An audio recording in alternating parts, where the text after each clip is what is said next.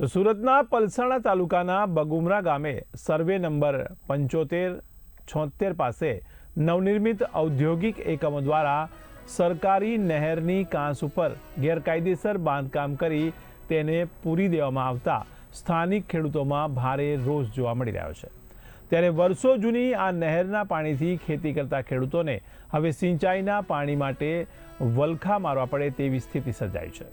તો સ્થાનિક ખેડૂત પ્રકાશ વાંસિયાએ આક્ષેપ કર્યો છે કે રોડની બાજુમાંથી પસાર થતી આ સરકારી નહેરની કાંસ જેનો ઉપયોગ ખેડૂતો વર્ષોથી સિંચાઈ માટે કરતા આવ્યા છે તેને આ નવા બની રહેલા ઔદ્યોગિક એકમોના સંચાલકોએ પૂરી દીધી છે। આ નહેર ઉપર ગેરકાયદેસર રીતે કુંડીઓ બનાવીને ગટરના પાઇપો નાખી દેવામાં આવ્યા છે જેને કારણે પાછળના ભાગમાં આવેલા ખેતરો સુધી પાણી પહોંચતું અટકી ગયું છે।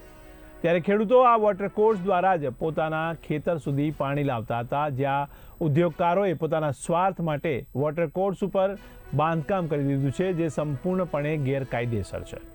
ત્યારે આ મામલે સિંચાઈ વિભાગને જાણ કરી અને વહેલી તકે આ દબાણ દૂર કરવામાં આવે તેવી માંગ કરવામાં આવી રહી છે। ત્યારે આ મામલે ખેડૂતોએ નહેર ખાતાને લેખિત તેમજ મૌખિક જાણ કરી છે। ત્યારે આગામી દિવસોમાં આ વિભાગના અધિકારીઓ સ્થળ તપાસ માટે આવે તેવી શક્યતા છે। જો તંત્ર દ્વારા આ ગેરકાયદેસર દબાણ હટાવવામાં નહીં આવે તો ખેડૂતોએ ઉગ્ર આંદોલન અને કાયદાકીય લડત આપવાની તૈયારી પણ દર્શાવી છે।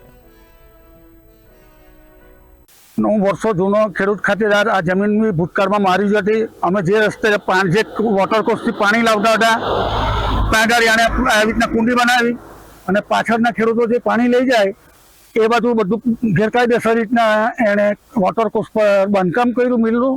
અને એટલે આ તો મારે તો ખેડૂતના ન્યાય માટેની લડત છે, બરાબર। એટલે આમાં નેર ખાતાવાળાને જાણ કરેલી છે અને નેર ખાતાવાળા કદાચ કાલ બોલાવવાનું કહેવાય।